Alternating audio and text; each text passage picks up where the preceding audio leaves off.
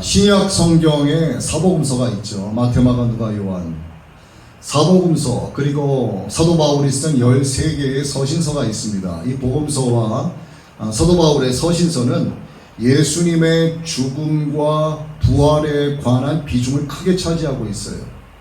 우리의 죄악, 하나님의 은혜로 말미암아 우리가 예수님을 나의 구세주로 영접했을 때 이신칭의하시는 그분의 은혜로 우리가 구원받을 수 있다라고 하는 그런 구원에 관한 내용, 복음에 관한 내용이 사도 바울의 서신서와 복음서에는 주류를 이루고 있습니다. 큰 비중을 차지하고 있어요. 그런데 오늘 우리가 읽은 베드로전서는 예수님을 구세주로 영접한 우리 성도된 우리가 이 땅에서 어떻게 살아가야 하는가를 말씀하고 있는 부분이에요. 이 부분을 상당수 많이 차지하고 있습니다. 그것을 강조하고 있는 거죠. 그러다 보니 어떤 기준점이 있어야 될 거 아니겠습니까? 우리가 예수님을 믿는다면 예수님을 믿는 자로서 어떻게 이 땅에서 살아가야 하는가에 대한 기준을 바로 예수 그리스도로 보고 있는 거예요. 예수님의 삶의 모습이 어떠했는가 말하지 않을 수 없는 거죠. 오늘 본문 역시 마찬가지입니다. 예수님의 삶에 대해서 이야기하고 있어요. 히브리서 4장 15절에서는 예수님을 죄를 범하지 않는 분이라고 표현하지 않고 그는 죄가 없으시며 이렇게 표현하고 있습니다. 그런데 예수님은 태초 이전부터 계신 말씀이잖아요. 그분이 곧 하나님이시잖아요. 그분이 곧 여호와시란 말입니다. 그런데 죄가 아예 없으신, 그는 근본 아예 죄를 모르시는 분이에요. 그런데 죄를 모르시는 분과 그분을 기준으로 삼아서 너희가 죄를 아예 모르고 죄가 없으신 분에게 맞추어서 살라. 그래서 하나님께서 우리에게 율법을 주셨다. 그러면 여러분 이건 너무 부담스럽지 않겠습니까? 이게 우리에게 와닿지 않는 거예요. 앞뒤가 안 맞는 겁니다. 그는 아예 죄가 없으신 분인데 우리는 존재적 죄인으로 태어났어요. 그래서 베드로전서에서는 히브리서 4장 15절의 말씀과 다르게 죄가 없으신 예수님이라고 표현하지 않고 그는 죄를 범하지 않으셨다 이렇게 표현한 거예요. 그렇다면 너희도 죄를 범해서 안 된다. 우리가 이 땅에서 어떻게 살아가야 하는가에 대한 말씀 때문에 그는 죄를 범하지 않으셨다 이렇게 시작을 한다는 뜻이죠. 이게 베드로의 마음일까요? 아니면 예수님의 마음일까요? 예수님의 마음이죠. 그러면 오늘 이 말씀을 주님께서 제게 주셔서 전하는 저의 바람일까요? 저를 통해서 말씀하시는 예수님의 마음일까요? 마찬가지로 이것은 예수님의 마음이에요. 현명인이라고 하는 목사가 여기 서서 오늘 설교를 무엇을 할까 고민하고 정해서 이것을 전하는 것이 아니라 오늘 주님께서 여러분에게 하고자 하시는 말씀을 대언할 뿐이죠. 그런데 사실은 제가 고백하는데 이 말씀 전하는 것이 굉장히 여러분에게 송구스럽고 하나님께 너무나 죄송스러워요. 왜냐하면 제가 가장 지키지 못하는 부분이기 때문에 그렇습니다. 예수님은 욕을 받으셨지만 욕으로 되갚지 않으셨어요. 그런데 우리는 어떻습니까? 욕을 들어먹으면 더 세게 욕을 합니다. 개도 물어가지 않는다는 자존심을 상하게 하면 자존심을 만회하기 위해서 이것은 나의 자존감이야 하고 내용을 바꾸어서 상대방을 막 깔아뭉개기 시작을 하죠. 제가 이거 잘 못해요. 그렇기 때문에 이 말씀을 지금 선포하고 있는 것 자체가 사실 참 식은땀이 많이 납니다. 그런데 오늘 이 말씀 이후에 하나님께서 이 공식적인 예배의 자리를 빌어서 결단하게 하실 것을 믿고 저 또한 이 부분에 대해서 예수님처럼 죄를 범하지 않는 자가 되도록 노력하면서 살아가게 하시기 위해서 이 말씀을 주셨다고 믿고 선포하고 있습니다.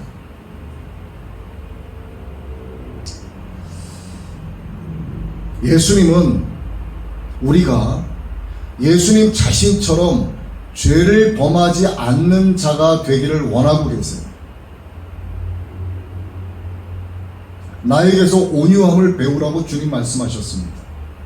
그런데 우리는 예수님께서 우리에게 말씀하신 바대로 예수님의 온유함을 닮아서 그와 닮은 자로 살아가기가 어려워요. 우리 인간이 가장 죄를 범하기 쉬운 부분이 무엇인가를 생각을 해봤을 때 여러분은 무엇이라 생각할지 모르겠지만 저는 입이라고 생각을 합니다. 입술로 죄를 범하는 것을 인간이 가장 범하기 쉬운 죄의 도구라고 보는 거죠. 예수님께서는 어쨌든 이 땅에 인간으로 오셔서 또 완전한 인간으로 오셔서 죄를 범하지 않으셨습니다. 인간의 모습으로 오셨기 때문에 예수님도 졸려오셨고 또 졸려올 땐 잠을 주무셨고 배고파서 식사도 하셨습니다. 피곤함도 느끼셨고 바리새인과 서기관들 그들의 모든 행위에 대해서 예수님은 독사의 자식들아 라는 말을 사용하시면서 그들에게 화 있을진저 저주를 하기도 하셨어요. 완전한 인간으로 오셨기 때문에 그렇게 말씀할 수 있으셨습니다. 그러나 예수님의 그러한 분노는 세상에 관한 분노가 아니라 하나님의 영광을 위한 거룩한 분노였죠. 우리가 이 땅에 살면서 거룩하게 분노할 수는 있습니다. 그러나 거룩하게 분노하지 않냐고 내 감정 때문에 분노한다는 것은 결국 예수님과 닮은 삶을 살아가는 것이 아니다라고 말씀드릴 수 있는 거죠. 죄를 범하는 삶으로 살아가고 있다 말씀드릴 수 있는 겁니다. 예수님께서 말로 죄를 범하지 아니하셨다는 것, 죄를 범하지 않았다는 것 때문에 예수님은 말로 다할 수 없는 고난과 고초를 겪으셨어요. 마음으로 정신적으로 겪은 것은 조롱과 핍박입니다. 수치와 수모를 당하셨어요. 멸시와 천대를 당하셨습니다. 그뿐만이 아니죠. 말하지 않았기 때문에 겪은 육신의 고통은 더욱더 극한으로 달리고 있습니다. 채찍에 맞으셨습니다. 주먹으로 맞았어요. 따귀를 맞고요. 얼굴에 침뱉음을 당했습니다. 창에 찔리셨습니다. 날카로운 가시관이 머리에 씌워졌습니다. 온몸에서 물과 피가 흘렀어요. 십자가에서 대못을 박히셨습니다. 수많은 사람들이 예수님을 따르던 많은 여인들도 그 자리에 있었어요. 예수님은 벌거벗긴 상태였습니다. 모든 수모와 수치를 당하셨어요. 예수님께서 죄를 범한 분이 아니심에도 불구하고 침묵하셨기 때문에 예수님은 아예 죄가 없으신 분임에도 불구하고 자기 목숨을 많은 사람들의 대속물로 주시기 위해서 우리를 대신하여 그러한 정신적인 마음의 또한 육신의 모든 극한의 고통을 다 감당하셨던 거죠. 이러한 일이 생긴 원인이 무엇인가를 생각해 보지 않을 수 없습니다. 대제사장과 서기관들, 바리새인들 그들이 예수님을 힘써서 고발했기 때문에 시작된 일이죠. 어쨌든 이 모든 것은 그들이 고발했지만 결국은 하나님의 우리를 향하신 그 사랑의 계획 안에 다 들어가 있던 거였죠. 예수님의 가르침이 많은 사람들에게 종교적인 영향을 주는 것이 그들은 싫었습니다. 그들은 종교적인 기득권을 가지고 있었어요. 예수라고 하는 작자가 없어져야만, 이단짓 하고 있는 예수라고 하는 작자가 없어져야만, 하나님의 신성을 모독하고 말하고 있는 그들이 이단짓 하고 있는 예수가 없어져야만 그들의 종교적인 기득권의 손상을 받지 않기 때문에 그들은 애써 예수를 고발하게 이릅니다. 그들만 있었던 게 아니죠. 그들이 고발했던 대상자들은 바로 정치 권력을 가진 자였습니다. 오늘 예수님께서 이러한 고난과 고초를 당하시고 예수님께서 침묵하시는 가운데 등장하는 정치인이 둘이 있습니다. 한 사람은 로마 총독 본디오 빌라도가 등장을 하고요. 또 한 사람은 유대의 왕 헤롯이 등장을 합니다. 본디오 빌라도와 헤롯은 정치적인 권력 때문에 서로 간에 갈등이 있었던 사람들이었어요. 그런데 그들은 예수를 죽이고자 하는 일에 대해서는, 이 고발건에 대해서는 서로 합력합니다. 서로 하나가 돼요. 이것이 오늘날에도 일어나고 있는 바로 악의 카르텔입니다. 악의 카르텔은 앞으로도 또 선명하게 일어나게 될 거예요. 여러분, 코로나 때문에 얼마나 극심한 고통을 당하셨습니까? 하지만 그것은 샘플입니다. 이제 본격적인 악의 카르텔이 시작이 되죠. 세상에 왕의 왕을 뽑게 될 것입니다. 만왕의 왕이신 여호와 하나님이 아니라 이 세상에서 왕 중 왕을 뽑게 될 거예요. 전 세상, 온 세상 정부에 대표하는 그 한 사람을 뽑게 될 것이고, 많은 세상의 왕들, 세상의 정부들, 각 대통령들은 그를 섬기게 될 겁니다. 바로 악의 카르텔이 이루어지게 되는 거예요. 이 카르텔은 예수님 이전에도 있었고, 예수님 당시에도 있었고, 그 이후에도 지금까지 계속되어져 왔습니다. 여기서 우리가 볼 수 있는 두 가지는 바로 본디오 빌라도와 헤롯의 악의 카르텔이 형성됐다는 거죠. 그들은 예수님께 질문을 합니다. 저자가 대체 누구인가? 왜 그를 반란자라고 저들은 말하고 있는가? 왜 그를 유대인의 왕이라고 말하고 있는가? 그리고 그 질문을 예수님에게 합니다. 그들이 정말 궁금해서 했을까요? 그들은 조롱과 핍박 섞인 호기심이 있었습니다. 그리고 정말 모르기도 했었어요. 그뿐만이 아닙니다. 그들의 질문 속에는 조롱과 핍박이 들어가 있었습니다. 질문의 본질에서 벗어난 악의 카르텔이 형성된 가운데에서 나온 악의적인 교만한 질문이었죠. 질문이라고 하는 것은요, 본래 우리 인간을 성숙하게 하는 도구의 역할을 합니다. 질문을 하게 됨으로써 무엇인가를 탐구하게 되고, 탐구한 것을 연구하고 깨닫게 되기 때문이죠. 그렇기 때문에 질문은 본질적으로 아름다운 것이고 인간을 성숙하게 하는 매우 좋은 도구다, 이렇게 말씀드릴 수 있는데, 이것이 악용되고 있는 겁니다. 질문에는요, 두 가지의 성격이 있습니다.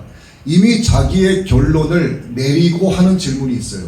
이미 내 속에서 답을 내려놓은 상태에서 하는 질문이 있고, 또 한 가지는 아무것도 모르기 때문에, 정말 궁금하기 때문에 하는 질문이 있어요. 오늘 본디오 빌라도와 헤롯, 종교 지도자들, 대제사장, 서기관들, 바리새인들, 그들이 예수님을 향하여 하는 질문은 어떤 질문이었을까? 그들은 악의적인 카르텔 속에서 나오는 질문이었고, 교만한 질문이었고, 조롱과 핍박이 섞인 질문이었습니다. 예수를 내치고 죽이기 위한 질문이었어요. 그래서 그들의 질문은 매우 교만했습니다. 상대로부터, 즉 예수라고 하는 작자로부터 어떠한 대답이 나오든 그들은 관계없었어요. 왜? 그들은 이미 결론 나 있거든. 저자는 십자가에 못 박고 말겠다, 이러한 결단이 되어 있기 때문에 예수님의 입에서 아니다, 내가 잘못했다, 아니다, 내가 괜히 밀란을 시끄럽게 했다, 미안하다, 내가 너희의 종교적 기득권을 흔들었다, 정말 미안하다, 내가 이 마을에서 떠나겠다, 내가 예루살렘에서 떠나서 너희들이 보이지 않는 곳으로 갈 테니 제발 한 번만 나를 용서해달라. 예수님께서 이렇게 말씀하진 않으시지만 설사 이렇게 대답을 하신다고 해도 이미 그들의 종교적인 기득권을 흔든 상태였기 때문에 그들의 결론은 나 있는 상태였다, 이 말이죠. 예수를 십자가에 못 박혀 죽여버리겠다고 하는 것이 그들의 결론입니다. 결론이 나 있는 상태에서 질문을 한 거예요. 흠집나게 하고 조롱하게 하고 예수라고 하는 작자를 이단으로 몰아서 하나님의 신성을 멸시하는 자로 몰아서 죽이고자 하는 답변이 나 있는 상태에서 질문이 들어가는 겁니다. 더욱더 꼬투리를 잡아내기 위해서. 예수님은 그들의 질문에 끝까지 침묵하십니다. 이사야서 53장 7절이죠. 그가 곤욕을 당하여 괴로울 때에도 그의 입을 열지 아니하였으며, 마치 도수장으로 끌려가는 어린 양과 털 깎는 자 앞에서 잠잠한 양같이 그의 입을 열지 아니하였도다.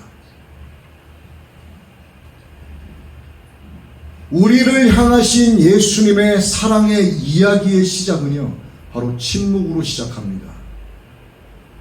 율법을 완성하시기 위해서, 하나님께서 우리에게 주신 그 율법을 완성하시기 위해서 예수님께서 하나님으로부터 부여받은 그 복음 전파의 사명을 이 땅에서 이루어 나가기 시작하실 때에 많은 사람들이 예수를 이단으로 몰아가고 죽이기 위해서 발버둥을 쳤지만 예수님을 그에 대해서 세상에 대해서 항변하지 않으시고 우리를 위하여 하나님의 사랑으로 침묵하셨다는 겁니다.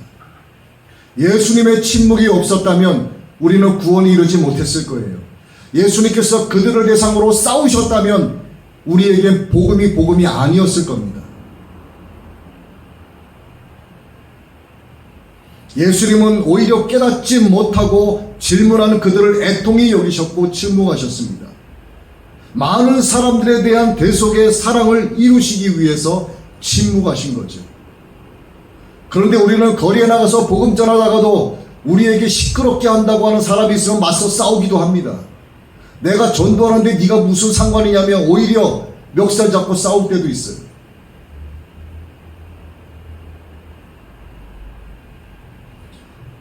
오늘 본문 말씀에 등장하지 않지만 예수님께서 침묵하시고 우리를 위해서 십자가에 못 박혀 죽으시기까지 등장하는 이 헤롯과 빌라도는요, 바로 세상의 권력을 상징합니다. 자, 그렇다면 이 두 사람만 세상의 권력자들일까요? 대제사장, 서기관들, 바리새인들 역시 이 종교계의 권력자들이라고 할 수가 있습니다. 이들은요, 말만 하면 안 될 게 없는 자들입니다. 그들이 무엇인가 하나를 주문하게 되면 그 밑에 수많은 사람들이 그 말한 것에 대해서 따라옵니다. 그의 명령한 것을 이루기 위해서 온몸을 바지런히 움직이면서 명령에 따르게 되죠. 그런데 세상의 권력자들, 종교의 권력자들 앞에 또 하나의 권력이 있습니다. 바로 하나님의 신성을 모독하고 있다고 말하는 그 대상자, 예수님이 권력자였죠. 저는 지금 예수님을 권력자라고 표현하고 있지만 실상 예수님은 권력자가 아니라 하늘의 권세를 가지신 권세자시죠. 세상의 권력을 가진 자들과 하늘의 권세를 가진 자가 지금 서로 마주보고 있는 상황입니다. 서로 대치하고 있는 상황입니다. 예수님은 말씀하십니다. 12군단이나 더 되는 천사를 불러서 조롱하는 저들을 내가 당장 멸할 수 없을 것 같냐? 예수님은 12명이나 더 되는 천사를 불러다가 저들을 모조리 멸망시킬 수도 있는 상태였습니다. 십자가에 못 박혀 계시면서도 하나님께서, 예수님께서 천사들을 불러 모으셔서 저들의 주둥아리를 모두 새카맣게 태워버릴 수도 있는 상황인데 예수님 끝까지 침묵을 지키셨습니다. 세상의 별것 아닌 권력자들과 천지를 창조하신 여호와 하나님, 말씀이시며 전능하시며 왕의 왕이신 예수님의 그 권세의 입술로 그들을 멸하실 수 있지만 예수님은 그들 앞에서 침묵하셨다는 얘기죠. 우리를 향하신 예수님의 그 사랑의 이야기, 구원의 시작이, 그 과정의 첫걸음이 바로 권세자의, 하늘의 권세를 가지신 예수 그리스도의 침묵이었다고 하는 것을 오늘 우리에게 주님은 말씀하고 계십니다.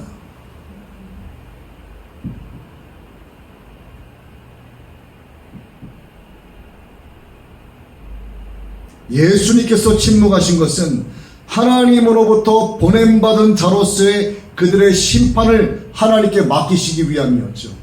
예수님은 현재 인간의 모습입니다. 예수님은 아직까지는 부활체의 모습이 아니세요. 우리와 성정이 똑같은 인간의 모습으로 이 땅에 계십니다. 고난과 고초를 당하고 계십니다. 그러나 예수님은 그럼에도 불구하고 신성이 있으신 분이십니다. 예수님은 전능하신 분이시고요, 죽은 자를 살리시고 눈먼 자를 보게 하시고 앉은 맹인을 일으키시고 혈루병 앓는 자를 예수님이 치료하셨습니다. 예수님은 완전한 인간의 모습이지만 그 안에 신성에 계신 분이에요. 모든 것을 다 하실 수 있는 전능자께서 침묵하신 것, 예수님은 그들에 대해서 침묵하시고 공의로 심판하시는 하나님께 그들을 맡기셨습니다. 오늘 우리도 마찬가지입니다. 우리를 향하여 비방하고, 다시 말씀드리지만 개도 물어가지 않는다는 자존심 상하게 할 때에, 나를 비방하고 나를 누군가 정죄할 때 우리는 그들과 함께 맞서 싸울 것이 아니라 공의의 하나님, 말씀이신 하나님께 우리 예수님처럼 침묵하고 기도로서 하나님께 맡겨야 된다는 사실을 예수님이 오늘 우리에게 가르쳐주고 계시는 거예요. 그렇게 하시면서 예수님은 정작 자기 자신은 모든 조롱과 수치와 육적인 극한의 고통을 다 짊어지셨습니다. 오늘 우리가 이와 같기를 원합니다. 저 또한 그리 되기를 간절히 원하며 기도합니다. 오늘 본문을 다시 한번 봅니다. 그는 죄를 범하지 아니하시고 그 입에 거짓도 없으시며 욕을 당하시되 맞대어 욕하지 아니하시고 고난을 당하시되 위협하지 아니하시고 오직 공의로 심판하시는 이에게 부탁하셨다.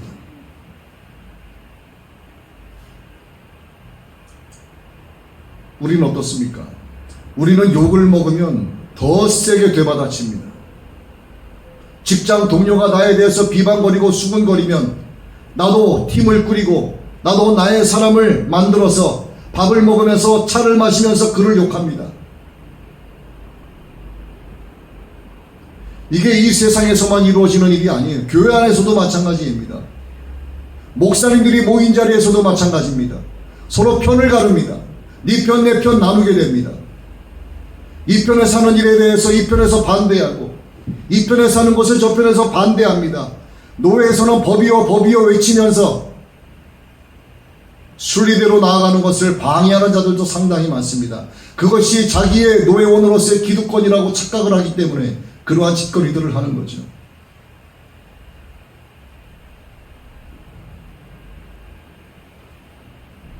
누군가 내 말을 무시하는 것 같으면 왜 무시하냐고 잡아먹듯이 고래고래 소리를 질러가며 큰 소리를 칩니다. 그래야지만 내가 마치 살아가는 것 같아요. 그래야지만 내가 마치 일어나는 것 같고 내가 승리한 것 같습니다. 상대방의 기분은 아랑곳하지 않고 소리 질러가면서 우리 이 땅을 살아가죠. 침묵하지 않습니다. 저와 여러분 모두가 오늘 결단했으면 좋겠습니다.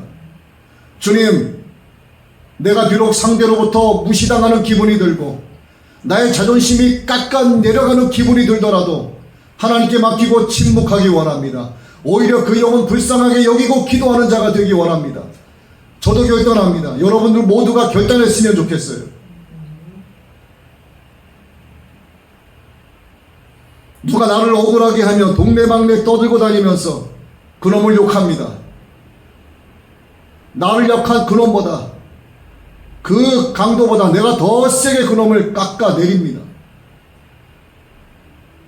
하나님의 영광을 위해서 세상에 대하여 침묵할 것을 오히려 하나님 앞에서 기도하지 않고 침묵한 채 세상에 대해서 입을 열어 떠들고 다니는 것, 주님이 원하시는 바가 아니죠. 주님은 하늘의 권세를 가지신 분이고 천지를 창조하신 여호와 하나님이시며 세상을 말씀으로 창조하신 전능자이심에도 불구하고 세상의 권력자들 앞에서 조롱과 수치와 수모와 멸시와 천대를 당하면서도 침묵하셨습니다.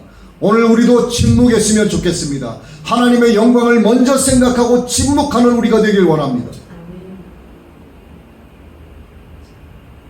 교회 바깥에만 그러한 사람들이 있는 게 아니죠. 교회 안에도 난다 긴다 하는 싸움닭들이 너무나 많습니다. 시도 때도 없이 울어대는 싸움닭들이 너무나 많아요. 가끔 아내와 같이 강화도에 갈 때가 있습니다. 장모님 밭에 가면은 거기에 닭장이 있는데 그 청개닭들과 토종닭들이 저만 가면은 장모님이 닭을 잡아주셔서 그런지 몰라도 그렇게 울어대요. 시도 때도 없이 도착해서 갈 때까지 계속 꼬끼요 울어댑니다. 너무 시끄러워요. 우리가 마치 싸움닭 같아요. 시도 때도 없이.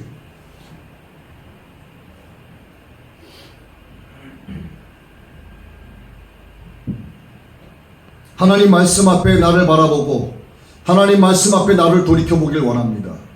내가 교회 안에서 싸움닭은 아닌가, 욕하고 소리치고 혈기 부리고 절제와 경도는 전혀 없이 시도 때도 없이 큰 소리로 우는 싸움닭처럼 내가 살아가고 있지는 않은가, 이름으로써 내가 하나님께 영광 가리우고 있지는 않은가, 존귀하신 예수 그리스도의 이름을 내가 땅바닥에 떨어뜨리며 살아가고 있지는 않은가.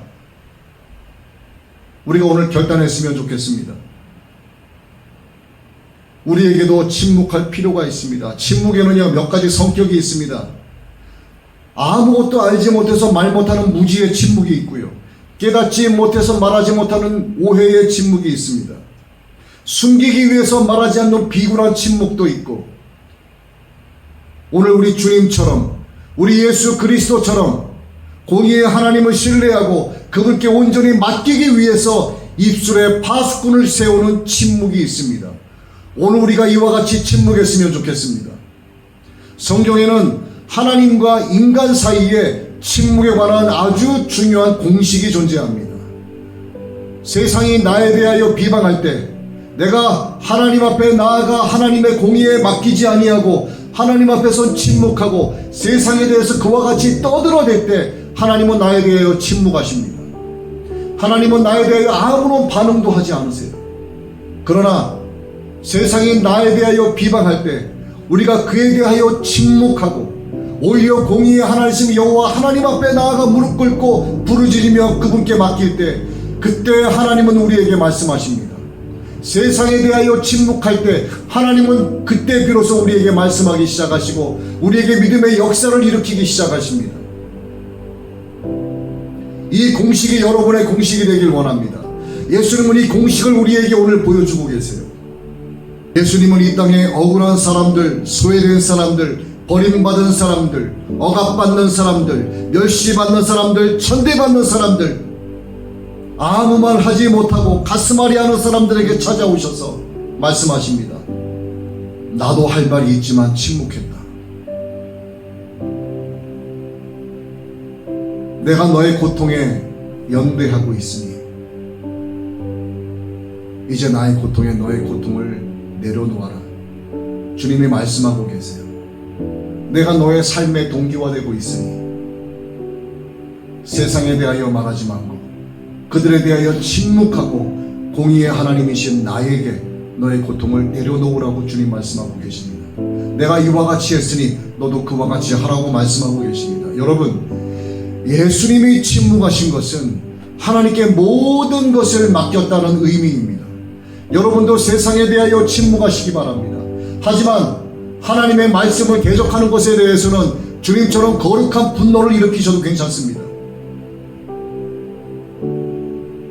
예수님께서 침묵하신 것은 또 한 가지 중요한 의미가 있습니다.